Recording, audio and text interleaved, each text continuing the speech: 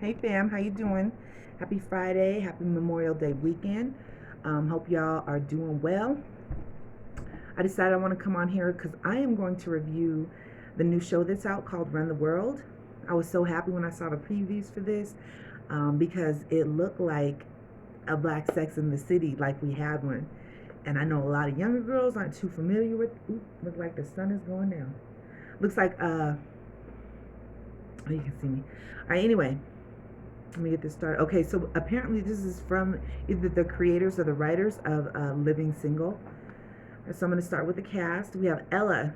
Ella's my favorite person on this show. Her and Renee. Okay, Ella.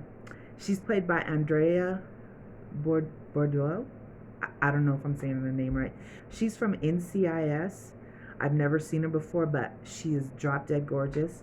We have Renee Ross. She's played by Brisha Webb. We know her from A Fall from Grace, Meet the Blacks, and The Marlon Show. Then we have Sandy. She's played by Corbin Reed from How to Get Away with Murder and Blair Witch. Don't know her. Then we have Whitney, played by Amber Stevens West. She's from The Carmichael Show and 21 Jump Street. Okay, so the show begins. First off, it's set in New York, just like Sex in the City. And it begins with the girls at the bar having drinks, dancing. They're doing their thing, having a blast, dancing with each other. Then the next thing we know, we see Renee at home. She is knocked out in her bed, apparently, after that night at the bar. And she has one of her high heels on, one off. She's knocked out. She gets a phone call from Renee, calling her, waking her up. And she wakes her up, and it's her first day of work, so she's like immediately, oh my gosh, she jumps in the shower, getting ready, and basically she's in the bodega getting breakfast basically, and she's nearly trampled by what she refers to as a white woman colonizer, basically, who doesn't see her. And for black women, we know what it is. They tend to not see us.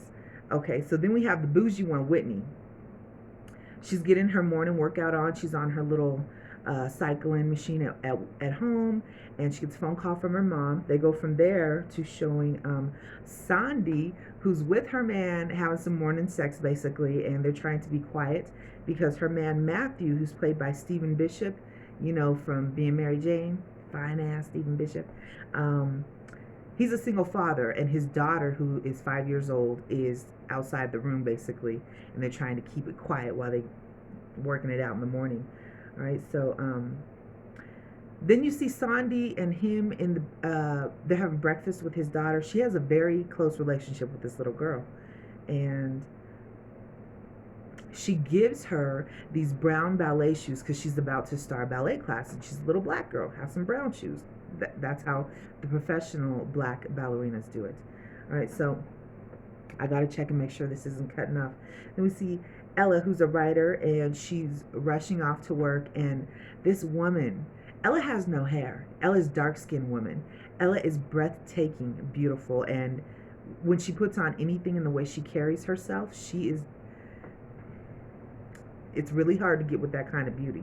All right, so she goes into work, and there we see that Barb is her boss, played by Erica Alexander, who's Max from Living Single, and she gives her first assignment basically to go interview Soldier Boy at an event that he's at.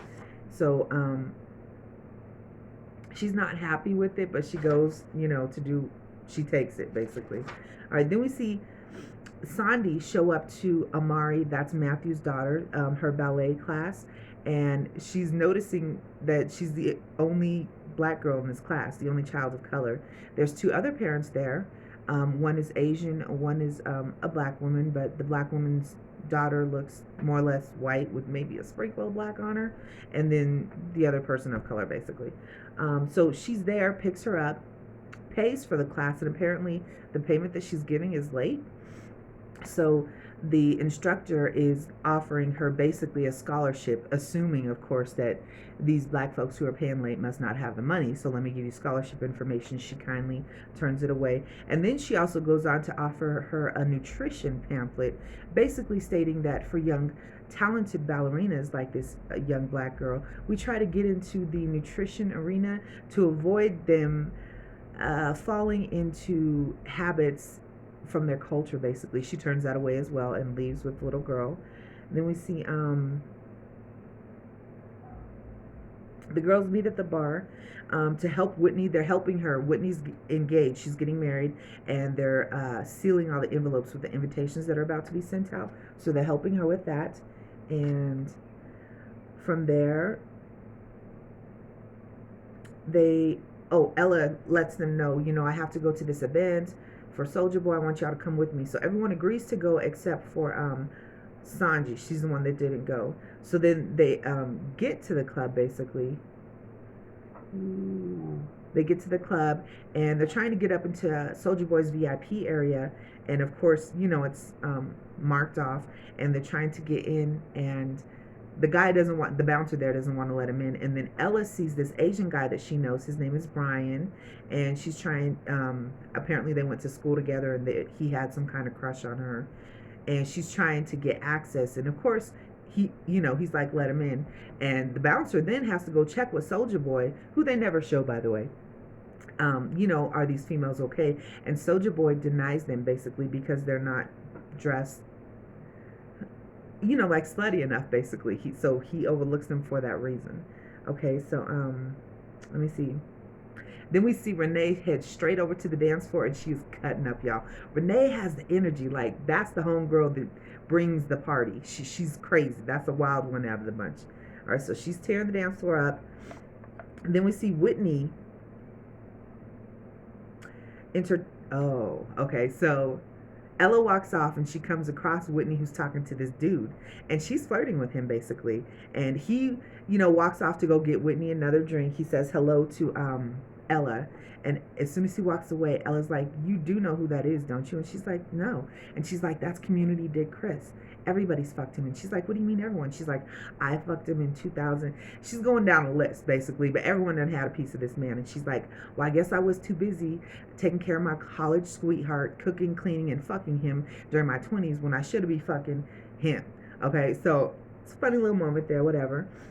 And then we see Sandy. She shows up to Matthew's reading event that he has going on. And basically what you pick up here is that she's sort of he's her thesis advisor at school. So she works for him, basically, like a TA kind of thing. And she's fucking him. Okay, that's the relationship they have going on here. All right, then we're back to Ella, who's in line at the bathroom, and she's looking at the back of this guy's head, and then finally she's like, Anderson? And he turns around, and basically she's like, what are you doing here? Apparently he's supposed to be out of the country. And she's like, does your phone not work? Because my number's still the same. So obviously this is an ex, and the way things ended, there was just no closure, whatever. She's upset with him pretty much at this point. And then he's talking to her, and he's telling her, I miss you, basically. And she's like, I don't miss you. And then here comes Renee, and she's like, oh my God, it's Satan. And he's like, Satan? And she's like, yeah, that's what we call you. And she wants to go off on him, but she's got to pee really bad, so she does her thing. And then at this point, you see him turn around and kiss Ella really, really good. Ooh, that's a hot couple right there, y'all, because Anderson. All right, anyway, she turns around and walks off, and basically, all right, from there we go to Matthew and Sanji. They're having an argument, basically, and he tells her that she really upset his daughter over the ballet shoes. And she's like, she's a little black girl, she needs some brown shoes, match her skin tone. And he's like, she's 5 and her favorite color's pink, and everybody's wearing pink, and it's not a big deal. Both really good, legitimate points, basically. I get them both. She lashes out, basically, saying that, he tells her, I wish you would grow up. That's what he's telling her. And she lashes out at this point because she's saying, basically, I take care of you and some other chick's daughter. Okay, and that's as grown as I'm trying to be, period. She walks off from there. Then we see back to Ella. She has left Anderson, and she's gone back to find the Asian Brian, basically. And they leave the club together, and they're in the cab, slobbing all over each other, just about to get into it. And the taxi driver's like, not my cab. So they end up back at Brian's house, and they're about to get it in good. The tone has been set, and Brian can't get it up. And she's like, what's wrong? And he's like, I'm so sorry. He's like, I got whiskey dick. So basically, he couldn't get up. Now, mind you, in his apartment, the mattress is on the floor, y'all. On the floor. This nigga, okay? And then when she looks over on the side of the mattress, he's got all his, expensive ass tennis shoes lined up there. And then there's a clothing, a rolling clothing kind of closet thing there, whatever. And she's getting up to leave, and she tells him, dude, buy a bed frame, okay? So that's how it goes with him. Then we're back. When she leaves his house, she goes over to Sandy's house to write her story because she needs to get that turned in. And basically, what she focuses on in that story is basically Soldier Boy screens women to come into his VIP area. She does that up real quick. Sounds good. Sends it on its way. And then her and Sanji are talking, and they're basically swapping stories about what happened to them tonight. Sanji saying that we got into an argument, and then Ella saying, I saw Anderson. And she's like, what? And she's like, yeah, I kissed him. And Sandy's like, why? Like, what the hell, girl? And she's like, he's my big. And Sandy's like, no, he's not your big. And she's like, yeah, he is. And she's like, no. Big was tall, rich, and had a driver. Anderson has none of that. Anyway, it's cute the way that these girls are there for each other, support each other, like we do, because we only understand, no one else understands black women the way black women do, period. All right? So let's see. From there, Sandy also shares that she does not believe that any of them should be dating anyone under the age of 35. She is stone cold in belief that no man under 35 has his shit together the way that he needs to deal with a black woman. And I can't say I disagree for a whole lot of females. But anyway, all right, then Ella almost immediately gets a notification on her phone that her story is #1 trending story right now. So she did really good with her first assignment. Okay, then from there, they show Whitney has gone home with community dick Chris, and she did the deed. She had sex with him. She's there, okay? So now we're on to episode 2. I'm doing 2 because I'm 2 behind y'all. Okay, so on this one, it starts off with Renee, who is writing her husband, and writing him well, I might add. Doing really good, and he's about to come, and she's like, hold on.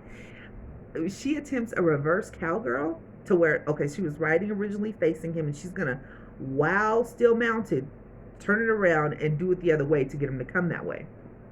All right, but ultimately, she does a really good job, but she doesn't raise that leg quite enough because she kicks the crap out of this fool and hurts his nose, and that's the end of their little sex session. All right, so from there, we see Sandy and Ella. They're walking, basically, with an umbrella under them. It's raining. Just enjoying where they're going in New York, and a colonizer man rides by them on his bike and screams out, niggers. And they turn around and look and realize they're underneath the statue of Harriet Tubman, and they just laugh. No big deal. You're not getting at me with that word, basically. Let me see. From there, we see Whitney talking to her fiance, Ola, FaceTime on the phone. She's at work. He's at work. He's a doctor in scrubs. Fine, dark-skinned black man. He even pulls up his little scrub shirt, the whole washboard abs. Ooh. Anyway, she's talking to him, and she's being really, really sweet to him. Extra kind, loving. Like a cheating fiance would do. That's how she's treating him. All right, so from there, she's at work. She gets off the phone with him, and she's supposed to have dinner with his aunties coming in from Africa. She's supposed to meet them, in preparation for their wedding. And that's going on tonight. So she gets off the phone, and her colleagues are sort of clowning her like, yeah, after you get married, you're going to be barefoot and pregnant, basically. You're not going to be coming back to work. And she's like, yes, I am. I'm coming back to work.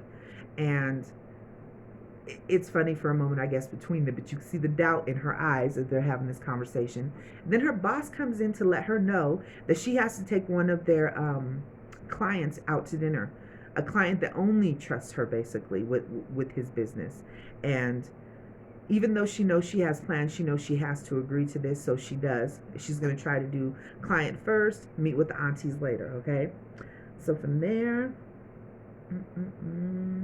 Sandy, Renee, and Ella meet at the bar, where basically Renee wants to celebrate her divorce. That's what's going on now. So we went from that argument in the morning with her husband to here. Basically, she's saying that they argued, and she let him know that she's supporting him financially while he does a band. He's putting some band together. What does that sound like, y'all? What does that sound like? Soul Food? That couple, when she's the lawyer making the money. He was too, but he was trying to get the music career going on in that one. Here, She's all the financial money coming in. All right. From there, um, Ella's sitting there. They're having this conversation, and Ella's flirting with the bartender. Okay, little cute white guy. And Renee's like, "Why are you talking? What's going on?" And she's like, "He's cute, you know." And she's like, "You do not fuck white men, so I don't even know why you're wasting your time." Okay. So from there, Renee says that her husband basically says that slavery is the reason that their marriage failed. I'm trying to figure that one out still. Okay, so he was like, "You kicked me in the face." Okay, so after she had got off him, whatever, she went in the bathroom and she took a dump. She had to go poop. And he's like, "So you kicked me in the face and then you go take a shit?" And she's like, "Well, yeah, I guess I did." Um, she's going off on him because she married a. She's telling him, "I married a private equity manager, and he's running around doing music." What he was when they married versus where he's at now. She's is messing with her. They're both college educated, successful people, but he's not pulling the weight, basically. Um, so then she's sharing this with her friends, and they notice that Sandy is wearing sunglasses, and they're like, "What the hell's up with that?" And she's like, "I have pink eye," and they're like, "Yeah, pink eye. What the baby girl bring it home? What?" And she's like, "No." She's like, "Matthew pooed it on me." And they're like, "Huh?" And she's like, "I was trying to keep it, exciting in the bedroom. And I decided to go down, that area between the nuts and the ass, that area where they're real sensitive. I was trying to get at it. So I asked him just to sit on my face so I can get to that area." And she's like, "And he pooed it. And I have pink eye." And the girls are cracking. That's freaking hilarious, y'all. That's funny. Pooed it. Okay, pink eye. Anyway, okay. So then we see Whitney. She's entertaining the client during dinner, and her two colleagues that came with her from work are really trying to, get sort of bond going with this client. But he's like, "I trust Whitney with my life. I trust her." And so you could see her sort of sinking inside because she knows she needs to get over and meet the aunties. Okay? So it's not working out that way. Then while she's sitting there, community dick Chris tries reaching her. He's calling her. She's ignoring the calls. And then he sends her a text and it says, "You ghosted me." All right, she's really stressing. He tries to reach out to her again. She's not answering. And then she puts him down as do not answer on her phone. All right. And then you see she gets a text message from Ola, her fiance. And he's like, "What's up? Are you coming?" And she's like, "Yeah, yeah, I'm trying to get there soon." And he's like, "I'm trying to cover this for you, but my aunties are getting pissed off." Okay, so from there, we're back to Renee telling them that she's arguing with her husband over slavery. I'm still trying to figure out how this works in there. He tells her that he has so much faith in his band that he invested in them. And she's like, "You invested? Like, what are you talking about?" And then he tells her that he invested all of their mutual fund that they have together without asking her. All of it. All of it. He sold her Apple stock, basically. He sold, I don't know about you all, but that could be a whole deal breaker for a marriage for me. You don't, this is just like, oh my goodness. Isn't that just like soul food? That's exactly what he did, right? He took money, but that was their money, and he took some of it. Not okay. All right. So from there, he says he's been flipping the bill basically for everything for the band, from the studio time, their social media, any and everything. He's taking care of all of it. All right. Then we flash over to Whitney, who's at the club with a client basically, and he sits down and tells her that part of the reason that he wanted to meet her is because he's married with 2 kids and he needed to get away from all that basically. He needed to have fun and he knew she was a girl to do it. And she's slightly seeing her future in what he's saying, okay? So she goes to the bathroom and she finds her younger female colleague in there who is obviously extremely high. And she's like, "What did you take? And she's like, "I don't do drugs." And she's like, "But I did get an Altoid from this one girl." And she's like, "No, honey, that was Molly." Okay, so her colleague's high. All right, then we see Ola is texting her, and she's like, "I'm on my way," and he's like, "Forget it, you're too late, just go home." Okay, then We're back out to the club where the girls are at because Renee's having her whole breakdown thing. And the song by Hall and Oates, I Can't Go For That, comes on. And Renee kind of loses. She's definitely agreeing with this song because that's exactly how she's feeling about her marriage right now. And she falls down and she's dramatic, whatever. And she's just realizing this is the end of it for me and my husband. All right, then we see Ella at this point ask Sandy to take Renee home because she's trying to go home with the white bartender. And she does. Okay, so they get outside and this fool drives a moped. A moped gives her a little helmet to put on. And at first she's not impressed, but she leans into it. You know, they're doing the little kissy thing. They go off to his house.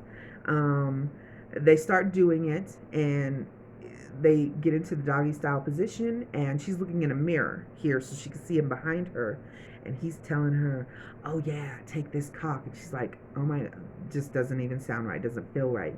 And then once he says it the second time, she's getting up and she's piecing the fuck out. She's just like, thank you, and she leaves. Okay, so then all the girls are together at this point and they're sitting in a room talking, and she's sharing what happened. You know, she's like, black people don't say cock. And Renee is like, what are you talking about? She was like, they say that in porn all the time. And she's like, well, you must be watching white people porn. Black people don't say that. And the rest of the girls are like, yeah, we watch white people porn. And she's like, what? Why would you do that? And Sandy's like, because of slavery. I'm like, everything's because of slavery. I still don't understand how that fits into this here. Then Ella says that there was just something about watching him behind her through the mirror. And she's like, it just freaked me out. She's like, and then I could swear I could hear Harriet Tubman calling out to me, girl, like, girl, come get away from here. You gotta go. You gotta go. I'm like, it was pretty funny. Okay. Then, while they're all laughing over this, Whitney busts out and she's like, guys, I'm not sure I should be getting married. And all the laughing stops and they're just staring at her in this episode 2. This is a really good show, y'all. I'm excited. I like it. I hope you watch it. I don't know. Get in the comments. Tell me what you think, all right? Have a good weekend. Thanks for watching. And hit the like button, please. Thank you. Bye-bye.